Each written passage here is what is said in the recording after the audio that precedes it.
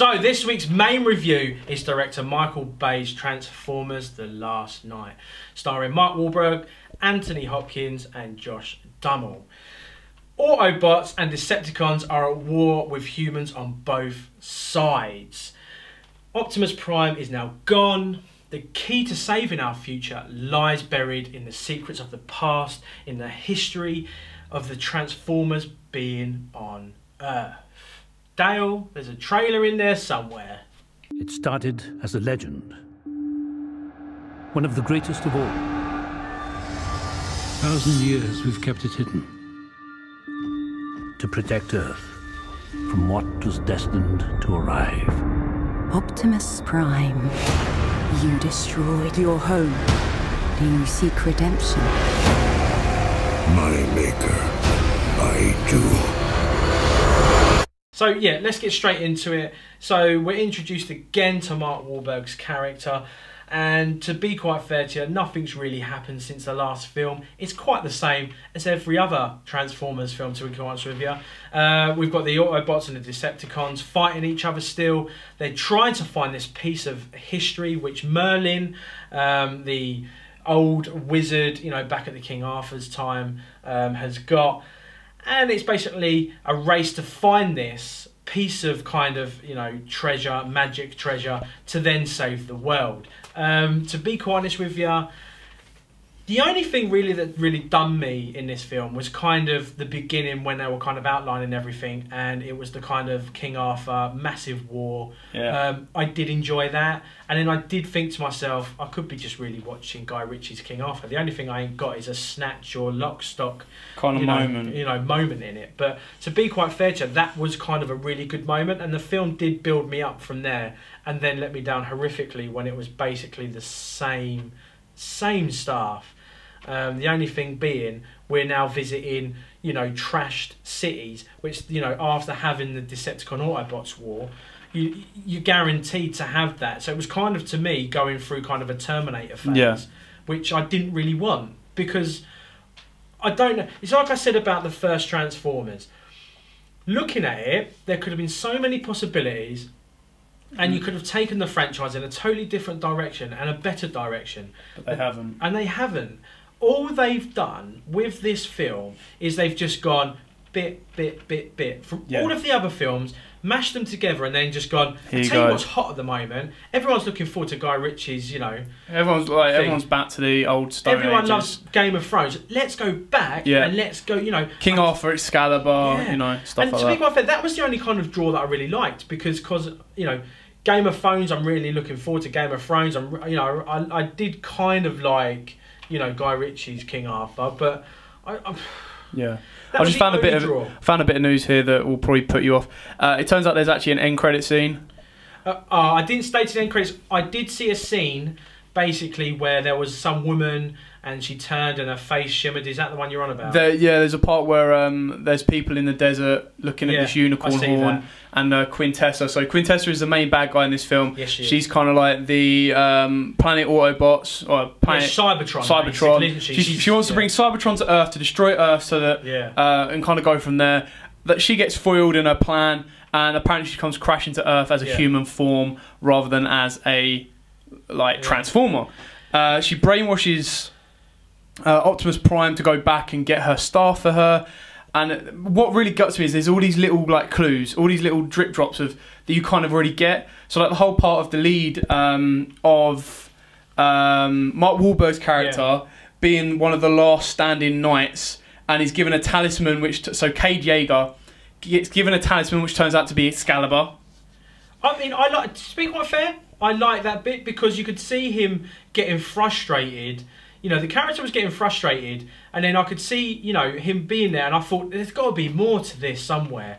And then all of a sudden, he's just brandished the sword out from this kind of, you know, he said, this talisman, and just held, you know, but there was that he's now the saviour, and then there was also this part about Vivian's character being, Laura's character being Vivian, who is now the part of the Wiccans, who is the only one that can hold the staff of Quintessa. Who's actually related to Shia LaBeouf. Yeah, so like obviously I know they can't get Sheila, but if you did get Sheila LaBeouf's character, it probably would have made it feel a little bit closer to home and made it feel a bit more connectable. I mean, they had Josh Duhamel in there. He was he came back. He was the soldier from the first couple of films. And to be quite fair to you, I liked his character, but his character didn't have that much involvement. Didn't change either. It was flat. It was the same.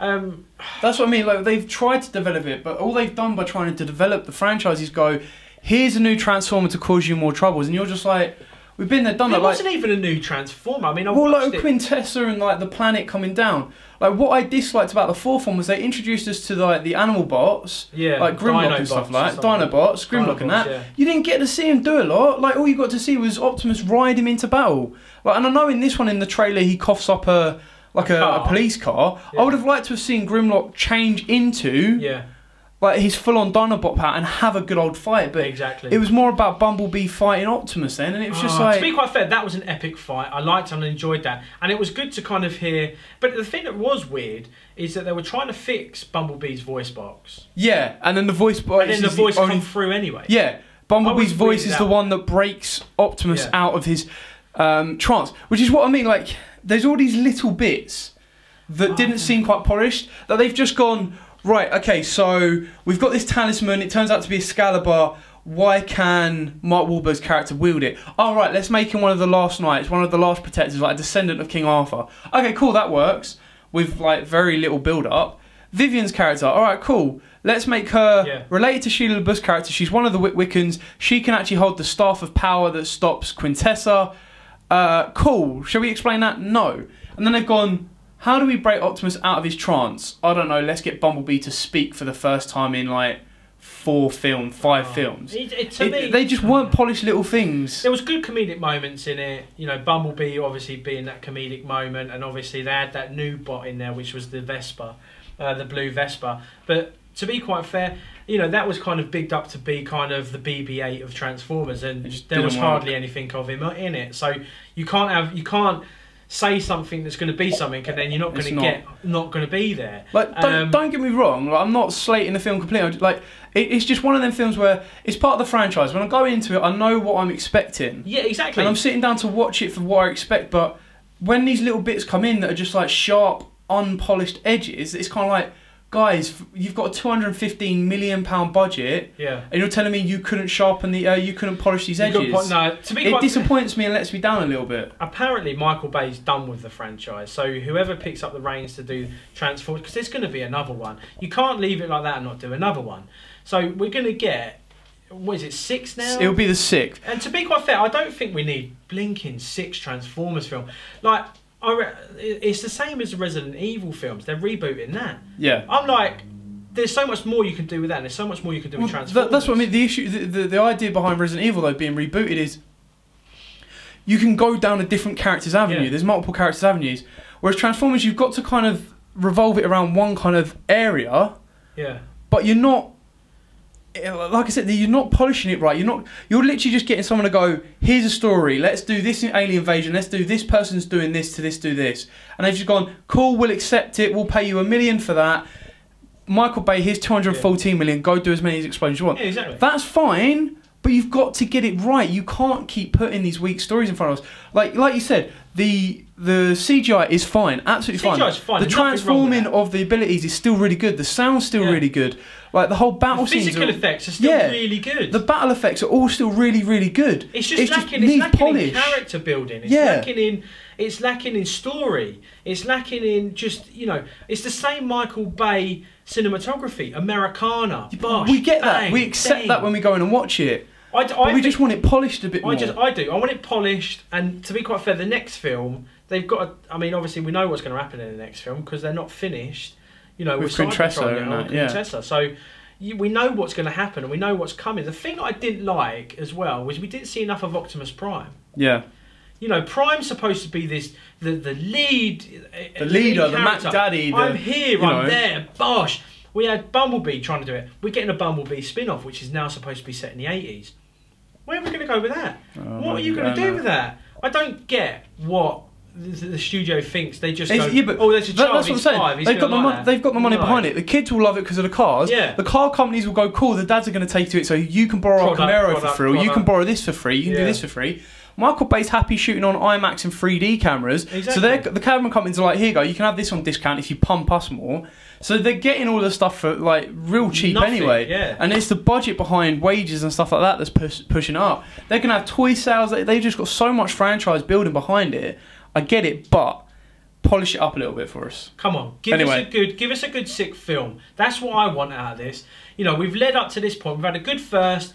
I don't know. The middle's shaky, like shaky, and this was kind of okay, but just like Dale said, learn from the mistakes. Build on what was good, which you're getting what you had good in the first one right. You're just not polishing the rest. So Tony, let's wrap it up. I went first on the rewind. So what you got for this one? I'm gonna go, because I've seen this all before. I'm gonna go with a 5. Yeah, I'm more than happy to meet you bang in the middle at a 5. It's not terrible. It's not the worst film in the world, but it can be so much more better. It's got so much more potential. It's got everything still that you like in a Transformers film. It's got everything from the cars, from the transformations, to everything in there that you want to just sit down, bums in seat, popcorn, have a good time, enjoy yourself.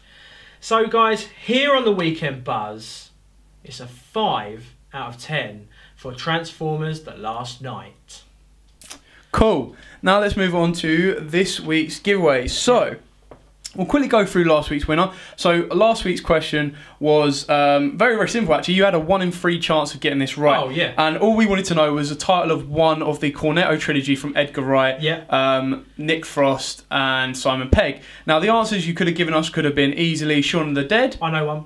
Hot Fuzz, A New Hope, and the one that would have got you kicked out and friendly quested was The World's End. But to be fair, the one that did put The World's End, he said it's because, which I agree with him, because it was all shot in local areas like Welwyn Garden City and Letchworth, which is absolutely fine. Where we are. So the winner of this week's or last week's competition is Alison Mason with Hot Fuzz. Whenever I need a laugh, I stick it on. Always a fave. Don't we all? Don't we all? And you had a bit of news from Edgar Wright today, didn't you? Well, yeah, apparently he's like reading, because he's been plugging Baby Driver. Ed, right? Don't worry about plugging it, Baby Driver, plug mate. It, brother. Don't worry. You got it. It's there. All right. Everyone's gonna go and watch it and love it. We do. Everyone does. Let's go. Let's move on. But the news we really liked, and I liked, that I found out, is that some of the interviews you've been giving, you've been saying, oh, "I've got a good idea for Hot Fuzz 2." That's what we want to hear, mate. So, you know, we'll never do a Shaun of the Dead. But yeah, I've got an idea for Thingy. You know, Shaun of the Dead, I'd love to see like a next one on that, to be quite fair, because I reckon that could be taken into different aspects and different avenues. Anyway, congratulations to Alison Mason. You won that signed Rivendell book signed by KJ Apa himself. And they're filming that currently, the season 2. So season 2. And if you haven't seen the interview with KJ Apa, check that out on the website, in the YouTube channel, because he did drop a couple of doozies, didn't he? Oh, he dropped some massive ones. I mean, I literally just, I told you, didn't I? I just finished watching the series with the wife.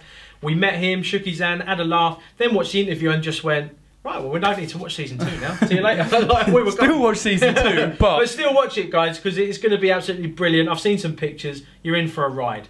Dale, we're going to get on to this week's now, aren't we? This week's competition. This week's competition, this week's giveaway. So, for those of you that have been watching us regularly, we have been giving away each single issue from The Button, which is a crossover issue between Batman and The Flash, which also involves Watchmen. Which is very, very interesting. So we've given away parts 1 to 3. We are now going to give away part number 4, which Tony is going to hold up for us now. So this is Flash issue 22, I believe.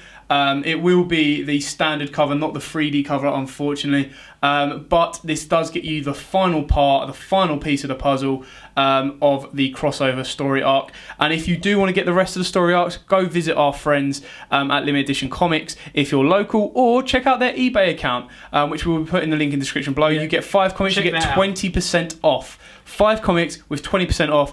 It equals cheaper than chips, just saying. Oh, it does, guys. All you've got to do is answer a very, very simple question to win this issue of the Flash Watchmen crossover. So, Dale, what is the question this week, my man? The question, very, very simple. And it's because we're a Michael Bay fan. Go on. Which film did Michael Bay direct with Will Smith and Martin Lawrence? Now, we can have the first one or the second one. Well, if you don't get this right, you know, check it out. We know it's rated 18 and 15. But you know, bad boys, what you gonna do? What you gonna do when we come for you? If you don't get that right, that's terrible. It was really, really bad. Don't worry, I will give you a clip or a little bit of a teaser. So bad boys, what you gonna do? Or what you gonna do when they come for you? Bad boys, or what you gonna do? Or what you gonna do when they come for you? Question again is, which film did Michael Bay direct with Will Smith and Martin Lawrence? And you win this, guys, which is the Flash issue 22. 22. So, guys, get your answers in the comments down below. Remember to like, subscribe, because then you'll get everything and all the prizes we give you and everything. You'll win it all. God. Right. So, Dale. Also, I haven't forgotten, and I'm really looking forward to it. Top 3 movies. Oh, top 3 movies. Is that what you're talking about? No. Oh, what are you talking about? Rewind next week. Oh, next week's Rewind. Okay. So next week's Rewind, which I am looking forward to because the main movie of the review of the week, I'm so looking forward to seeing him portray my favourite superhero. So our Rewind of next week will be the original, the first, the Tobey Maguire, the Green Goblin, the introductory to the big screen. Goosebumps. No, I'm joking. Batman. It's the 2002 Spider-Man starring Tobey Maguire, William Dafoe and Kirsten Dunst. Can't wait to rewind that. And that is because our main movie review of the week is Spider-Man Homecoming. Starring Tom Holland, who has an amazing career ahead of him. I wish him all the best. Oh, man. Since seeing him in Impossible, where, oh my God, his performance, just such a strong film, such strong performance. And then not only do we get to see him on the screen, we get to see Tony Stark himself, Robert Downey Jr., alongside the original, the original movie Batman.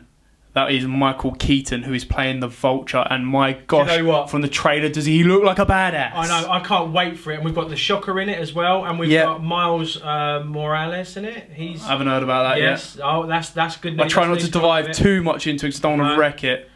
So yeah, guys, there's a lot. Apparently, there's a lot of characters going to be starting. A lot of drip drops in there. MCU.